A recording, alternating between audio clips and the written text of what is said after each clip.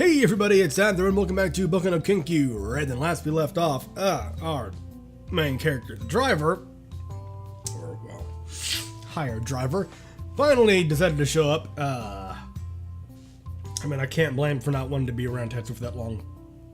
I mean, at all. But, anyway, let's move on. Sorry, this car was being used to pick up some clients in the airport, and the other cars were occupied.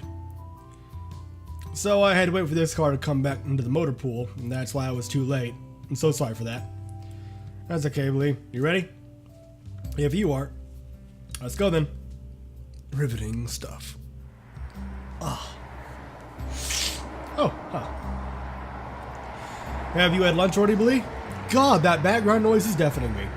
Hopefully the audio for the video should be, well, the game audio, I mean, should be lower. Much lower than what I'm hearing.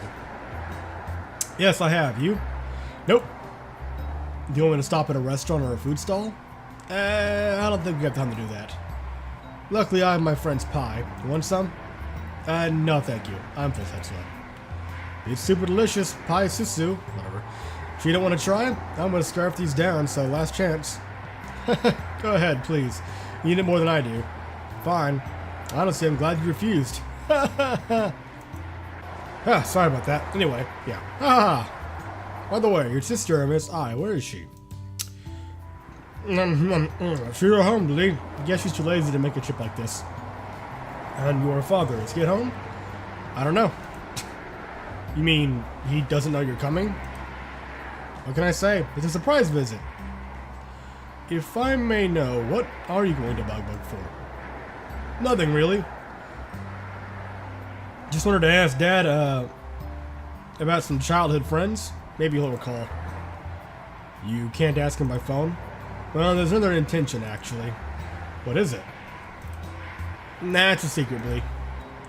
Yeah, sure. That's where my questioning stops. This is so delicious. Oh, no. Wow, what a dick. Of course it is. Tell me, Blee, do you know anything about layaks? Layaks? Not much. What's so interesting about them? Well, they're interesting enough to make the background track, the traffic sounds disappear. You tell me, are they real? That's a stupid question. As far as I know, it's only a myth, folklore. My Balinese friend said they're real. Yeah? I'm not so sure about that. Maybe because I've never seen one. Tell me though, what do you know about these layaks? They are, Hingua practitioners? I don't know if I'm saying it right, so I'm just gonna skip it. It's black magic. Lay and layak means witch, and ak means bad. Bad magic, no. Fuck, Godsmack, damn it. That's in my head again. Bad witch? Correct. In daylight, she's just like us, walking around, working, chattering, laughing. And when it's nighttime, after 10 p.m., they can be anything. A monkey, pig, dog. Do you believe this nonsense? Really, Tetsuo? No, that's okay. Please, just continue your story. The ultimate form of a layak is, well, a flying head. Oh, yeah, there it is. Her head flies with entrails, with her heart, lungs, and liver still attached. Spooky, huh? In Japan, we have the nukakubi. The traits are pretty similar. Oh, sure. Another region, Indonesia, we have the same flying heads too. In Sumatra, they're called, they called it palasik. In Sulawesi, they called it pongo. In Borneo, they call it kuyang. Yeah, I was looking online. In Thailand, there's something like that too. They call it a krasue? I don't know. Yes. I've seen some Thai horror movies. They have flying head ghosts too. Not just in Thailand, Blee. In Cambodia too. There's Op and Laos, there's Kasu. I see. So it's a typical nocturnal ghost in Asia? Wow. Many versions of the fictitious flying head. Which one is the original? Which one's a forgery? Doesn't matter, Blee. If this woman, or layak, is real, what are her intentions? What do you mean by intentions? You don't really think this thing is real, do you? I said if. I'm skeptical, but if it exists. What's her purpose? Why does she want to cut her own head off? Is it just some jungle ritual? You're asking the wrong man. Maybe you heard it from your parents? You know, folklore like you said. What's her motive? I'm getting the fucking... Never mind. Some said the layout hunts for a pregnant woman in order to suck her baby's blood, or even a newborn child. Oh, that's wonderful. What for? How can we know? What are anyone's goals for? What did you just eat those pie susu for? You said I mean Tetsuo? I mean, her ultimate goal. What is it? I don't know. Power, long life, money. Money. I heard a rumor. Some people use the layout to kill their business competitors, or their political rivals. This, of course, generates fortune to the practitioner. It can be used that way too? I don't know exactly, but what else is black magic used for? Could drive me to a layout practitioner someday, Blee. Maybe that's the thing. Could you? You're not frightened by this? Why should I be? You said it yourself. It's all fictitious. Not frightened even a bit? I'm a scientist. Well, scientist to be, at least. I'm skeptical and I don't believe what I can't see. So, do you know any layout practitioners? I want to meet one. Your father knows about this? Of course not. Then I can't help you. Sorry. Why? Because I promised him that I would take care of you and your sister. To put you in jeopardy is... well, it's completely the opposite of what I promised. No, Blee, come on, you said it. It's not real. I changed my mind then. In my opinion, the heck is real. That's cheating, Blee. A little cheating is allowed as long as you don't get me in trouble. Cheater. Please understand my position, Tetsuo. If your father knew I helped you with this stuff, he might fire me. My father's not that strict. He won't fire you. Bam! Fired. How relieving. But still, I won't take any risks. Even if he fired you, you are still the owner of a tour and travel agency, right? You can look for other clients. To be okay for an experienced travel businessman like you. You don't understand this business today, Tetsuo. Once to betray a client's trust, he tells his colleagues, friends, family. He could go and write negative reviews on travel forums on the internet, and I'll be damned. Alright, fair enough. You're right. Sorry, didn't see it that way. That's okay, Tetsuo. We cool now? Cool, yeah. Good, but why? Why are you interested in Layak out of the blue like this? I had a dream about it, Blee. I never saw a woman or a Layak like that in my life. Maybe it's one of the movies you watched. No, I never watched any horror films, Blee. I never knew what a Layak was. Never even heard about one on the internet. Yet I had a vivid dream about a Layak. So vivid that I could draw it from memory.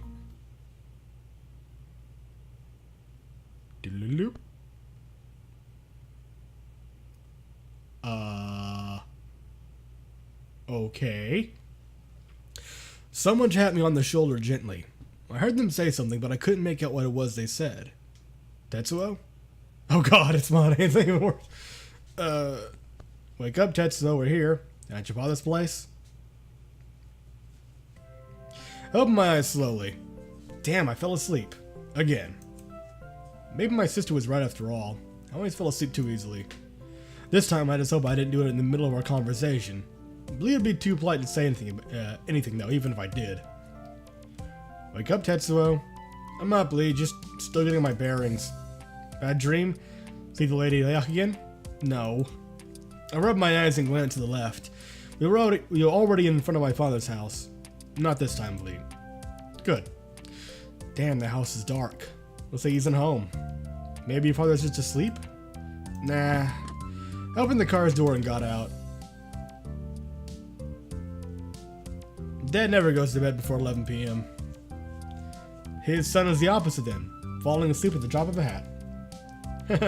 It's called energy management, Blee. It's a VIP thing. Got a busy schedule, jetting on the world, signing deals. Right. I just call it a cat instinct. Sleep whenever you think you're gonna need energy later. Oh, Blee, can you wait a half hour, maybe a bit more here? I'm gonna try and keep it quick though. Sure, no problem. I'm not gonna go anywhere anyway. Anyway, just here, practicing the energy management. You do that. Who knows? Maybe one day you'll be a world-class executive. Made's cab company. Keep up the energy management and you have a chance. Right.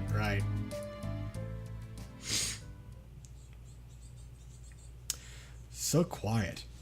I didn't hear anyone else inside, though Dad always likes it quiet when he works. He doesn't even listen to music. But this is too quiet. I was almost 100% sure he wasn't at home. Dad? You home? It's me, Tetsuo. No answer. Dad? Open the door, please. Still, no answer. Okay, Dad, I'm coming in. I used the duplicate key my father had given me. Charmed. Stuck.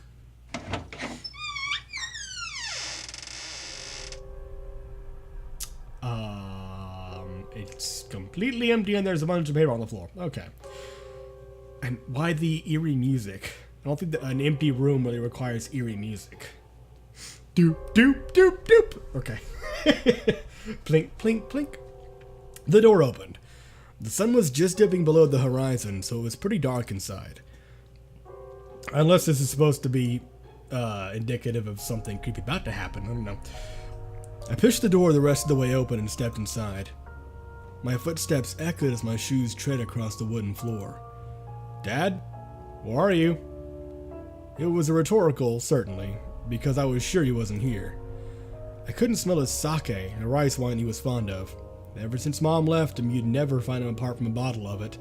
Except when he was in public, of course. Fuck this stupid sign of shit. Ugh. My mother was the one and only who could stop Dad from drinking and smoking. And after they split up, my father went back to his old habits. He didn't pick up smoking again, but he was a workaholic and a drinker. He was a workaholic and an alcoholic. If you could smell sake throughout the house, that meant Dad was working. But I couldn't smell it now. He wasn't here. Oh, that doesn't really help, the way the lighting works. I flipped the light switch. Dear God. Was there a robbery here? Of course not, though it looked like one. Dad worked hard, but his workspace never got cleaned up since Mom left. The room was different from yesterday. Besides the mess, the whiteboard was all drawn over. Plus, there were two maps of Bali. One was a standard geographical one, and the other was a street map. In addition, it looked like Dad had hung some newspaper or magazine clippings on the whiteboard as well. A tourist committed suicide at Uluwatu. It's from Dawada Weekly. 2 Bulalang girls reportedly missing for over a week. Some Denpasar today. A lot more clippings.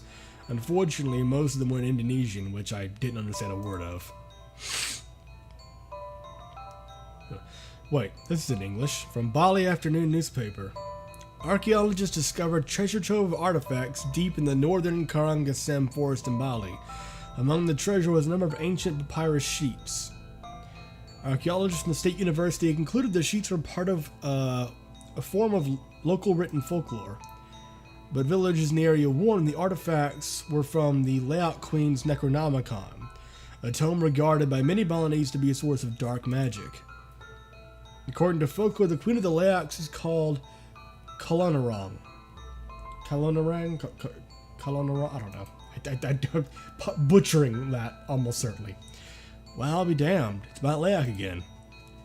She was killed by Barada, a Buddhist holy man from Java Island.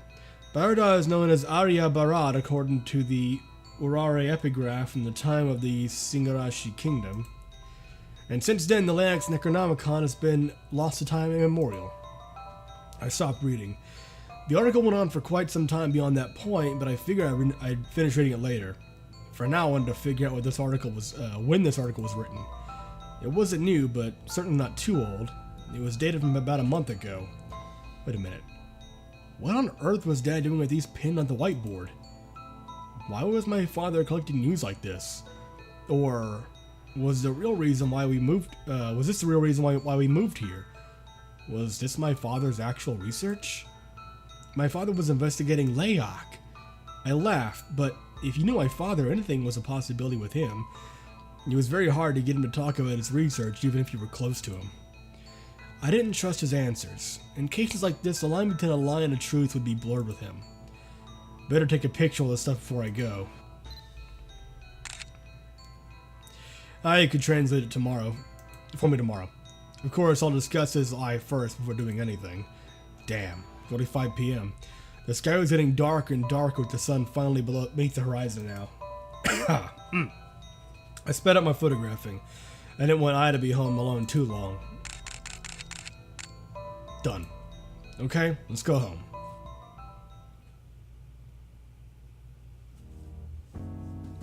Right, and I'm going to end the episode here. Thank you very much for watching. I hope you enjoyed, and I will see you next time.